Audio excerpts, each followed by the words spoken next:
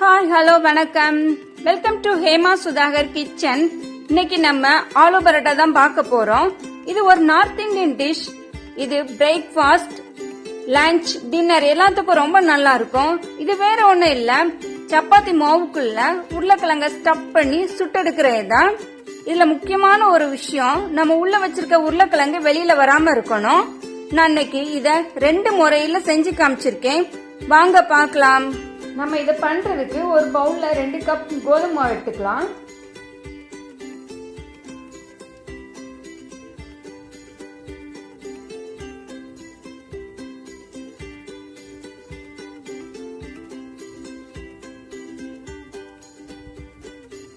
இது கூட ஒரு 1/2 டீஸ்பூன் ஓமம் சேர்த்துக்கிறேன். ஓமம் வந்து ஆப்ஷனல் தான். ஓமம் சேர்க்கறதுனால டேஸ்ட் கொஞ்சம் எக்ஸ்ட்ராவா இருக்கும். சப்போஸ் உங்களுக்கு வேண்டாம்னா சேர்த்துக்க வேண்டாம். இது கூட 1 டீஸ்பூன் எண்ணெய், கொஞ்சமா உப்பு எல்லாத்தையும் சேர்த்து நல்லா மிக்ஸ் பண்ணிக்கிறேன். லைட்டா மிக்ஸ் பண்ணிட்டு நம்ம அப்புறம் தண்ணி சேர்த்து இதை ஒரு சப்பாத்தி பக்குவத்துக்கு பிசைஞ்சிக்கலாம். நான் இப்ப தண்ணி சேர்த்துக்கிறேன். எனக்கு இன்னைக்கு 3/4 கப் தண்ணி தேவைப்பட்டிருக்கு 2 கப் மாவுக்கு. இந்த தண்ணி வந்து ஒவ்வொரு மாவுக்கும் வேரி ஆகும். நம்ம தண்ணி சேர்த்துட்டு ஒரு 4 to 5 மினிட்ஸ் நல்லா பிசைஞ்சிக்கலாம். அப்பதான் நம்மளுக்கு மாவு நல்லா சாஃப்டா வரும். இப்போ மாவை நான் நல்லா பிசைஞ்சிட்டேன். ஒரு 1/2 டீஸ்பூன் எண்ணெய் எடுத்து இந்த மாவு மேல நல்லா தடவிட்டு ஒரு 30 நிமிஷம் நம்ம ஊற வைக்க போறோம். அப்பதான் மாவு நம்மளுக்கு நல்லா சாஃப்டா வரும். அடுத்தது நம்ம ஸ்டஃபிங் ரெடி பண்ணிடலாம். அதுக்கு 2 ஸ்பூன் எண்ணெய் விட்டு 2 பச்சை மிளகாய் சின்ன சின்னதாக கட் பண்ணி வச்சிருக்கேன், அது சேர்த்துக்கிறேன். அது கூட 1 ஸ்பூன் பூண்டு, அதுவும் சின்ன சின்னதாக கட் பண்ணி வச்சிருக்கேன். 1 ஸ்பூன் இஞ்சி, அதுவும் சின்ன சின்னதாக கட் பண்ணி வச்சிருக்கேன். இப்போ இதை நம்ம 1 நிமிஷம் நல்லா வதக்கிக்கலாம். இந்த பச்சை வாசனை போறதுட்டு நம்ம வதக்கினா போதும். இப்ப எல்லாம் நல்லா வதங்கிடுச்சு. நம்ம இது கூட உருளைக்கிழங்கு சேர்த்துக்கலாம். நான் இன்னைக்கு 3 உருளைக்கிழங்க வேக வச்சு துருவி எடுத்திருக்கேன்.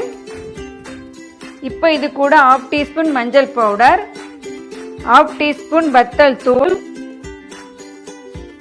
1/2 டீஸ்பூன் சீரகத்தூள், 1/4 teaspoon amchur powder, 1/2 teaspoon garam masala,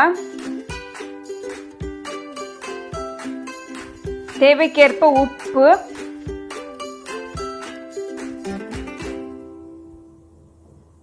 லாஸ்ட்ல மல்லி இலை சேர்த்து கொஞ்சமா வதக்கிக்கலாம். ஒரு 2 to 3 மினிட்ஸ் நல்லா வதக்கிக்கோங்க. இதுல நம்ம ஆம்ச்சூர் பவுடர் சேர்த்துக்கோம். இது ஆப்ஷனல் தான். சப்போஸ் உங்களுக்கு ஆம்ச்சூர் பவுடர் இல்லைன்னா ஒரு 1/2 லெமனை நல்லா புளிஞ்சு விடுங்க, நல்லா டேஸ்டா இருக்கும். இப்போ நம்மளுக்கு ஸ்டஃபிங் ரெடியா இருக்கு. இது கொஞ்சம் ஆறலாம். 30 நிமிஷம் கழிச்சு மாவை நம்ம திரும்பவும் ஒரு 2 to 3 நிமிஷம் நல்லா பிசைஞ்சிக்கலாம். இப்படி பிசையும் போது மாவு நம்மளுக்கு நல்லா சாஃப்டா வரும். இதுல இருந்து நான் கொஞ்சமா மாவு எடுத்துக்கிறேன். அதாவது நம்ம சப்பாத்திக்கு எடுப்போம்ல, அதை விட கொஞ்சமா பெருசா எடுத்துக்கோங்க. எடுத்துட்டு கையில வச்சு நல்லா உருட்டிக்கலாம். ஒரு பால் சைஸ்ல வரும். அதே போல எல்லாத்தையும் நம்ம எடுத்து உருட்டி வச்சுக்கலாம். நான் இப்போ இதுல இருந்து ஒரு பால் எடுத்திருக்கேன். இது கூட கொஞ்சமா கோதுமை மாவு 2 சைடு சேர்த்து கையில வச்சு லைட்டா உருட்டிக்கிறேன். இப்போ நம்ம விரல் வச்சு, அதாவது பெருவிரல் வச்சு சைட்ல உள்ளதெல்லாம் நல்லா விரிச்சு விட்டுக்கலாம். இப்படி விரிச்சு விடும்போது கொஞ்சம் பெருசாகும். சைட்ல இருக்கிறது கொஞ்சம் தின்னாவும், சென்டர்ல இருக்கிறது கொஞ்சம் திக்காவும் இருக்கும். இப்படி பண்ணும்போது நம்மளுக்கு உள்ள இருக்க ஸ்டஃபிங் வந்து வெளியில வராம இருக்கும். பாருங்க, இப்படி பண்ணிக்கலாம். இப்போ நம்ம ஃபர்ஸ்ட் மெத்தட்ல ஸ்டஃப் பண்ண போறோம். உருளைக்கிழங்கு உள்ள வச்சுட்டு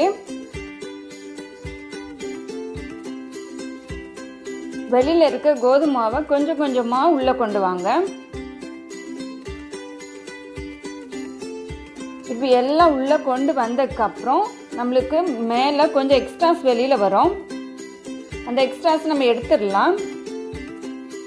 சப்போஸ் வச்சுக்கனால ஒன்றும் பிரச்சனை இல்லை, வச்சிருந்தா கொஞ்சம் தண்டியா வரும் அந்த இடத்துல மட்டும். இப்போ நம்ம 2 சைடும் கோதுமை மாவு போட்டுட்டு நம்ம கையை வச்சு நல்லா ஸ்ப்ரெட் பண்றோம். இப்போ நம்ம கையை வச்சு நல்லா ஸ்ப்ரெட் பண்ணும்போது உள்ள இருக்க உருளைக்கிழங்கு ஸ்டஃப் நம்மளுக்கு ஈவனா பரோட்டால ஸ்ப்ரெட் ஆகும்.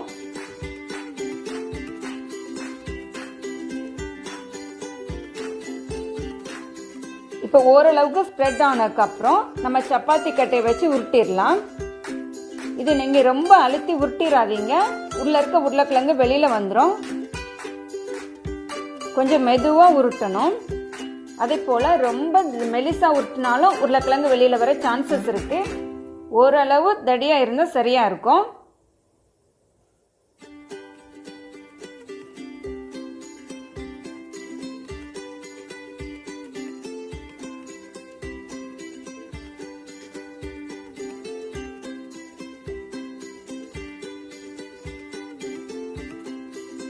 இப்போ நம்ம இந்த மெத்தட்ல போட்டு எடுத்தாச்சு.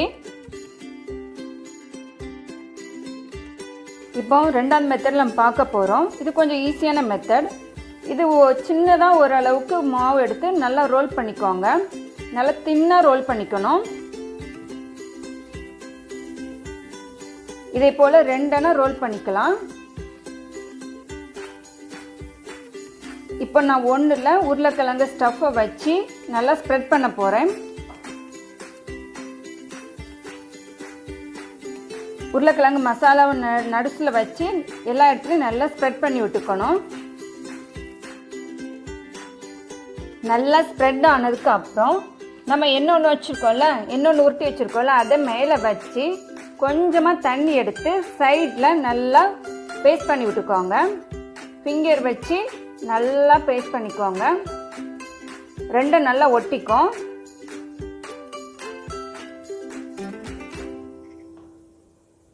இப்போ நம்ம கொஞ்சம் கோதுமை மாவு 2 சைடும் போட்டு சப்பாத்தி கட்டை வச்சு நல்லா உருட்டிக்கலாம்.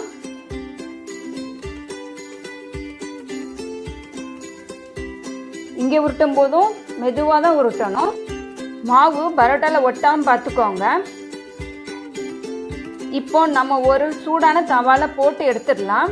2 சைடும் மாத்தி மாத்தி போட்டு எடுக்கணும். கொஞ்சமா ப்ரௌன் கலர் வந்ததுக்கு அப்புறம் நெய், பட்டர், எண்ணெய் எதுனாலும் தடவிக்கோங்க. 2 சைடும் தடவி கொஞ்சம் நல்லா பொன்னிறமா வந்ததுக்கு அப்புறம் நம்ம எடுத்துடலாம். இப்போ நல்லா பொன்னிறமா வந்துடுச்சு 2 சைடும். இப்போ நம்மளுக்கு ஆலு பரோட்டா ரெடி ஆயிருக்கு. நான் எடுக்க போறேன்.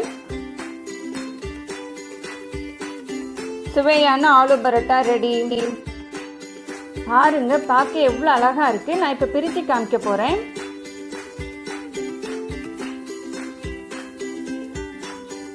அழகா லேயரா நம்மளுக்கு வந்திருக்கு. உள்ளே உருளைக்கிழங்கு நல்லா ஸ்டஃப்பா இருக்கு.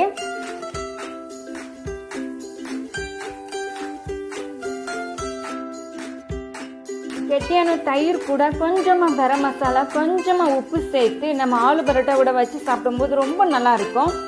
இது காலைல பிரேக்ஃபாஸ்டாகவும் சாப்பிடலாம், டின்னராகவும் சாப்பிடலாம், லஞ்சுக்கும் எடுத்துட்டு போகலாம். நீங்களும் உங்க வீட்டில் இதை ட்ரை பண்ணி பாருங்க. ட்ரை பண்ணி பார்த்துட்டு உங்க எக்ஸ்பீரியன்ஸை எங்கூட ஷேர் பண்ணுங்க. இந்த வீடியோ உங்களுக்கு பிடிச்சிருந்தா லைக் பண்ணுங்க, ஷேர் பண்ணுங்க. மறக்காம ஹேமா சுதாகர் கிச்சன் சேனலுக்கு சப்ஸ்கிரைப் பண்ணுங்க. தேங்க்யூ.